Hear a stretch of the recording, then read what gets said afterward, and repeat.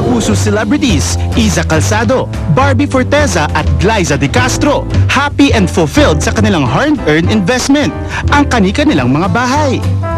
Ang bungalow ni Iza sa Quezon City ay kanyang nabili sa dating may-ari nito, ang SC host na si Rufa May Quinto. Well, if people have seen Rufa May's house before and then my house now, I think they would know that I renovated it. Kasi the house is mainly parang gold, maraming gold, and then ang mga bagay sa kanya warm colors also, except for the other room na iba naman talaga gray siya, and then there's a lot of animal prints in it. It's more luxurious in terms of its details. With the help of an interior designer, Iza Calzado was able to achieve her dream house, complete with a swimming pool, entertainment room, family photos, furniture pieces from Pampanga to Davao, and lamps by world-renowned Filipino designer Kenneth Cobanpue. It's actually just a good-sized house. It looks like a very big condo unit.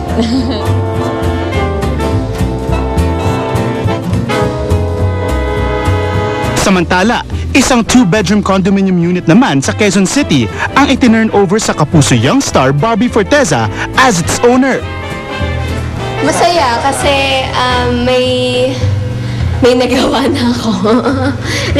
may na-invest ako sa sarili kong ipon. Pinaka-unit po talaga yung sadya namin. Hindi po yung swimming pool, hindi yung playground. Yung unit talaga yung tutuluyan namin. Hindi pa man nakapaglipat at nakapag-ayos ng gamit sa bagong condo unit, Barbie gladly toured us sa kanyang bahay. Ito naman yung magiging kwarto ko, pero wala pa rin itong laman. Tara! Ayan. Ito na talaga yung, kasi yung kanina po nakita nyo, konti lang yun. Ito talaga sobrang ganda. Kita-kita nyo kung traffic. Basta kita-kita nyo lahat. Sobrang ganda.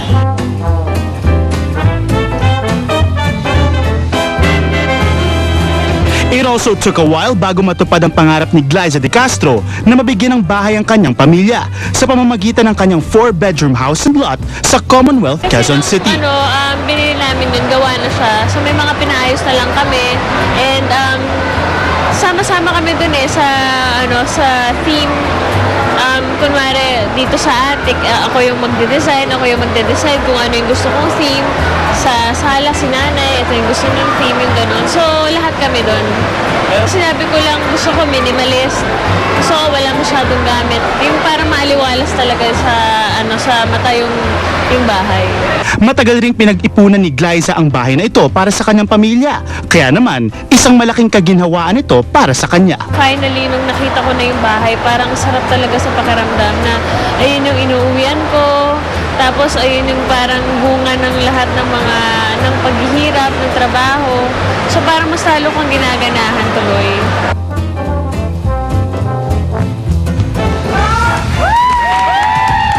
Yes naman, happy positivity dahil nakita natin ang hirap at pagod nila para magkaroon ng housing project. Glyza, I miss you, and Isa, congrats. Papuntahin mo ako sa housing mo naman. Anyways, isa pang nagkaroon ng bagong housing. Ayan, kasama ko po ngayon ang cast ng Twin Hearts. Barbie, Joshua. Good afternoon po. Good afternoon. Good afternoon. Yes. Joyce Ching, Luis De Los Reyes. Hi, Luis. Ayan, sila po Christopher Martin, Lexi Fernandez. At si Derek. Hello, Derek. Ayan. Completos Ricados. Hi! Congrats kanina sa Thank Twin you. Hearts na Thank you po. launching, di ba? First episode namin. First episode. Kamusta naman tuwing Sunday na kayo bago mag-Showbiz Central? Masaya kasi, syempre, mapapanood na namin. At syempre, gusto nyo... Ang sarili nyo. Opo, mapapanood namin. Gusto pa namin mapanood sa sarili namin. Talaga? Ayun, ipapasalamat po kami sa lahat na nanonood ng Real Love Presents Twin Hearts. Istorya po ito ng siyam na twins na hindi bata. Ayun. Hindi siya bata, pero hindi Siyam na siya twins. pwedeng matanda. So, in between, kaya twins. Kala ko may magkakahambal, twins. Kambal. Twins in between. Yun nga, tinatanong kita kanina, yun na nga pala explanation, 9 sila. Kamusta? Ito ba first time ninyo nagsama-sama? Opo, first time namin lahat Yung isang show. yung iba po. First time. Yes. Nagsama together. Opo. Ayan, so 9 hearts together. Ayan, at syempre next week po, nasa camp na kami. Doon po kami magsasama-sama at syempre doon din po ikot ang kwento namin. Pang ilang beses na ba nagsama to ni Barbie? Pang-lima na po. Wow, pang 5 na. Opo. Palakpakan naman natin! At si sinakalimut sa Showbiz Central. Ayan, Alright, and promote syempre na. po kasama rin po namin dito si Miss Sylvia Sanchez, Miss Roxanne Barcelo, Emilio Garcia, and Mr. Gabby Eigenman. Wow. At saka, gusto rin po namin magpasalamat sa lahat po na nagpunta sa mga mall show namin. So, last Friday po, nandun kami sa SM Sukat. Tapos, kahapon po nasa SM San Lazaro po. So, thank you very much po. Ayan, tapos abangan nyo naman po kami sa October 1, nasa Legazpi po kami para sa Ibalong Festival. At abangan nyo rin po yung mga school tours namin. Yan. Yes, at sa Sunday po, October 3, ilalunch din po ang official music video namin sa Party Pilipinas with Miss Francesca Far. Kaya sana po abangan niyo po yan. Kaya nood lang po kayo palagi ng Real Love Presents Twin Heart linggo-linggo after Party Pilipinas directed by Gina Alahar. Thank you po. Yes. Thank you po. Kabataan ay pag-asa ng bayan. So, panoorin po nyo. Yes. Congratulations again. Salamat And po. syempre gusto kong batiin si Senator Bong Revilla. Birthday niya kahapon. Happy birthday. Happy birthday po. Happy birthday Yes. po. And of course, please, Asartalo po, panoorin nyo. Araw-araw. Pero sumali din po ako doon at abangan nyo na kung anong ginawa ko doon. Hindi ba? Kalokohan na naman. So anyways, manood po kayo niyan. I think sa Saturday ako. At syempre, yung mga nagpunta po sa Bulacan for Kaya ng Powers, nagpunta sila Rian doon at mga cast ng Kaya ng Powers. Thank you at pumunta po kayo doon. Abangan nyo, next time sasama na ako. Ayan. Sina Richard at si Solen. Ito, ibang chika naman to. Sina Richard at Solen nalilink. Pero ang ex ni Richard na si Georgina, alam niyo ba to? Hindi po. Hindi raw gusto ang balitang ito. So si Solen, syempre, nag-react, okay? Okay. Nang tungkol dito. Heto po ang buong kwento. Dahil sa Survivor at ang pagiging involved ni Richard sa environment awareness, mamayang gabi mapapanood siya muli sa Anatomy of a Disaster, kung saan makikita ang kahalagahan ng pag-alaga sa ating kapaligiran. Well, ever since before, talagang naka-inline na ako sa ganitong bagay at until now, I'm still learning a lot. Ang ginawa namin dito sa Anatomy of a Disaster, it's actually looking back on Ondoy and floods dito sa Pilipinas dahil madalas nangyayari sa atin ng floods, hindi ba? So, ngayon, bibigyan natin ng mga tips ang ating audience. Hindi lang siya successful sa kanyang career, pati ba ang puso niya ay successful rin? Nababalitang nagkakaigihan sila ng Survivor castaway na si Solen Yusaf dahil madalas silang nakikitang magkasama nito.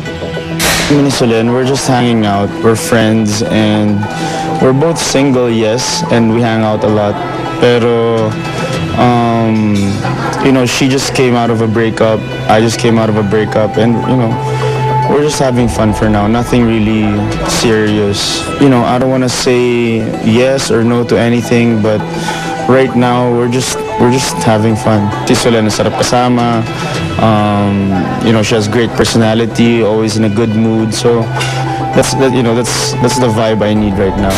Tunay na talagang nagkakamabutihan ng dalawa dahil si Solen din daw ay tinuturing part of the family na ng pamilya Gutierrez. She's been in our house a couple of times. She goes to our family parties. She's really close to the family. Okay naman si Solen kasi family friend. Palagi sabi kasi nga, nag-make up siya dati kay Raymond. Doon ko siya nakalala sa Party Pilipinas. Parang happy naman sila pag magkasama sila. Tila parang hindi pa rin nalulubayan ng intriga si Chard sa mga past relationships nito tulad ng pagko-communicate pa rin niya sa kanyang ex na si Jewel We're Nish. still communicating. We decided to stay friends for now. She tells me she's fine, and I know that she's very blessed. So,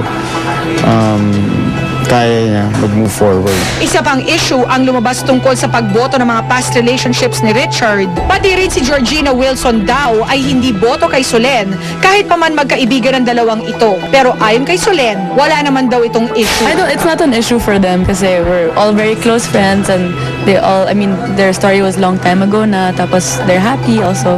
Like, they never told me don't go for him or anything. Pati si Tita Annabel, nag-react patungkol dito. Nalulungkot lang ako dahil parang ayaw ni Georgina yata na si Solen sa si Chard. Pero hindi daw ito magiging dahilan para hindi magkaroon ng friendship sa pagitan ni Richard at Solen. Like I said, like we've been hanging out a lot lately kasi we got close after Survivor. Tapos he's always hanging out with Raymond now, and parang ako and Mon, we're always together also. I don't know, we just got closer and he's just caring, pero we just laugh about the issue. Nothing serious. You know, I'm gonna take my time. I don't want anything serious for now because I want to concentrate on my work for next year. I have a lot of things lined up for next year, so concentrate muna sa trabaho and enjoy lang muna. Noon, ikinagulat ang pagpapakasal sa Amerika ng gwapong aktor na si Raymond Bagatsing. Ngayon, hiwalay na raw ang dalawa at isang Mexicana na ang karelasyon ni Raymond. Ang buong katotohanan, ihahatid mismo ni Raymond Bagatsing. Live na live! Tutukan mo! Susunod na si Jeneline Mercado. Live na live sa Behind the Wall. Handa ba siya sa itatanong lalo't minsan na raw niyang nakaarita ng isa sa mga informante?